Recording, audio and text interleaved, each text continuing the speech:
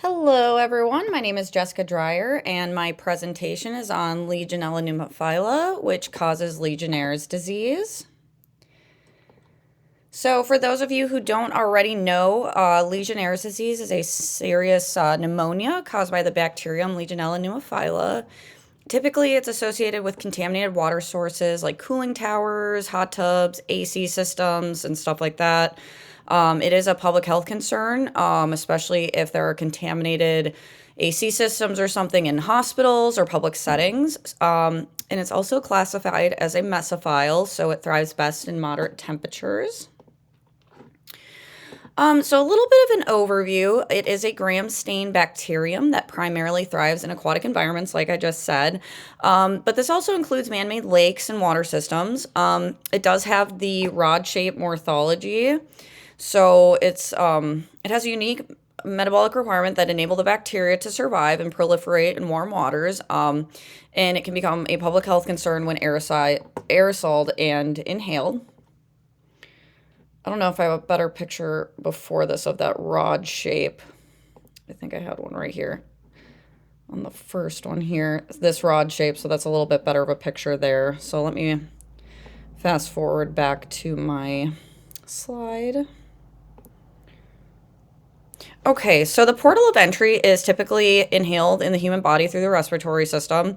The aerosol water droplets, often that are contaminated from the water sources, like the cooling towers, hot tubs, and etc., are inhaled.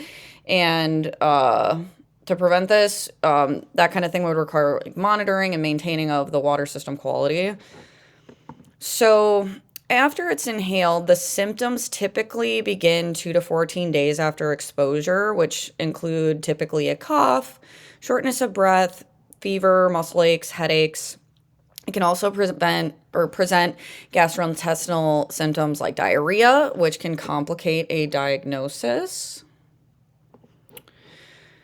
So diving more into that though, the bacterium primarily does affect the respiratory system. So it can cause severe pneumonia characterized, by a range of symptoms after you inhale these contaminated water droplets. And now, so how this looks in our bodies, since we are the host, after it's inhaled, the bacterium targets the alveola or the alveolar macrophages. So it invades the immune defenses through the biofilm formation and intracellular survival. And this leads to cellular damage and disrupts the normal lung function, which causes pneumonia. And so the typical method of transformation is through the inhaled water droplets, of the contaminated water system. It does not spread person to person. So when outbreaks happen, it's typically in a common environment where like the water systems are poorly maintained, just like back to that hospital example. If there's a AC system that's contaminated in a hospital, there might be multiple patients that present these symptoms. So in order to diagnose it, we can use various methods. We can do the culturing techniques like buffered charcoal yeast extract, agar. PCR testing is typically done to examine the DNA of the bacterium. There's serological tests like direct fluorescent antibody tests, and that specifically tests antibodies against the bacteria. But each method helps confirm the presence of the pathogen in patients. So, like we said, effective strategies for diagnosing, treating, and preventing Legionnaire's disease are vital for public health. So we're going to look at the treatment now.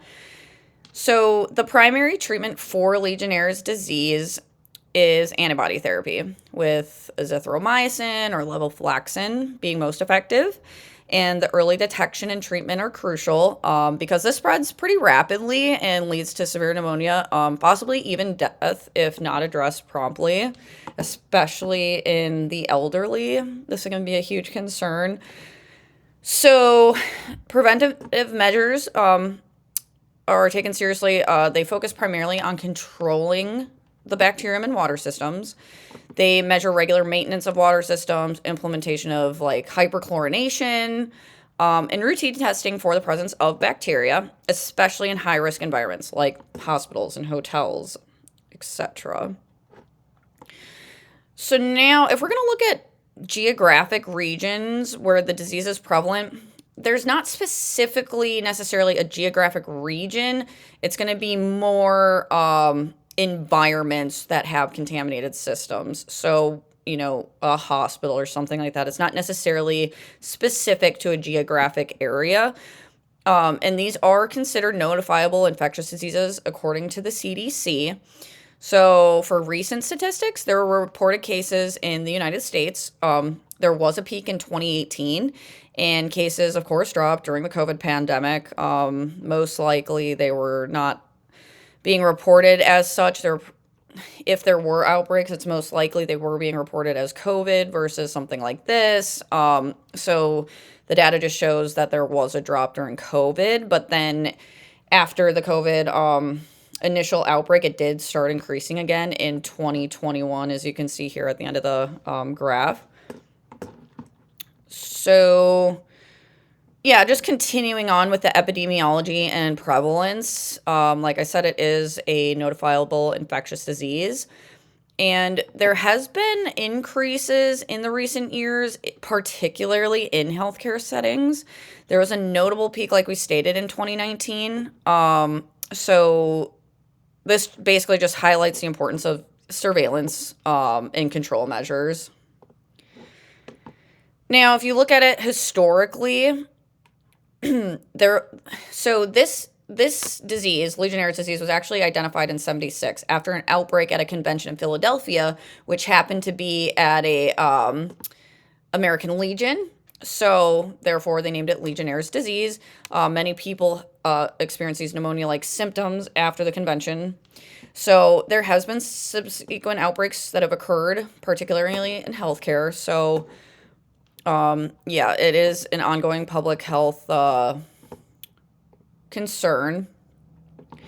Now, moving on to the characteristics. Like I said, it has distinctive morphological features and environments. It can be adaptive, which is crucial to its survival and pathogenicity. I can never say that word properly.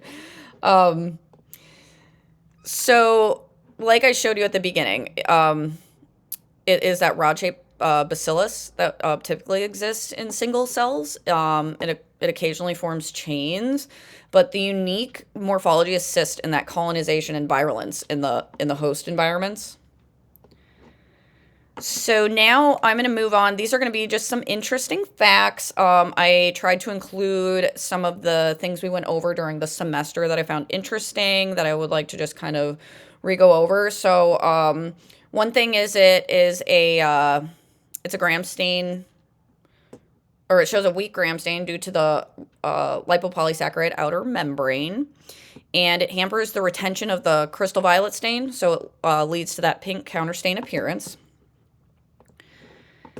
The metabolic characteristics, so it exhibits, did I go back? Did I go far too long? Hold on a second. Oh, I scrolled too far. Okay. So yes, like we stated, it thrives in aquatic environments, freshwater systems, man-made facilities, etc. I've already gone over that plenty. Okay, there we go. The metabolic characteristics. So it exhibits facultative anaerobe metabolism, so it utilizes oxygen as a final electron acceptor. In the absence of oxygen, it can switch to fermentation, which demonstrates metabolic versatility, which is essential for the survival in these varied conditions. So with it being classified as a facultative anaerobe, it allows it to grow both in the presence and absence of oxygen. So the bacterium can thrive in pretty diverse environments. So that enhances the survival and infectivity. Now, the nutritional requirements, it is a chemoheterotroph. Legionella derives the energy from oxidizing carbon-containing compounds. So this nutritional dependency of organic molecules like glucose, amino acids, is crucial for the growth and virulence. And That was pretty much everything I had there. Prezi unfortunately didn't allow me to insert an extra slide at the end for my references. So I do have quite a few. So here are my references. I am going to attach this document at the end of my presentation for further review. But I appreciate you taking the time to watch my video.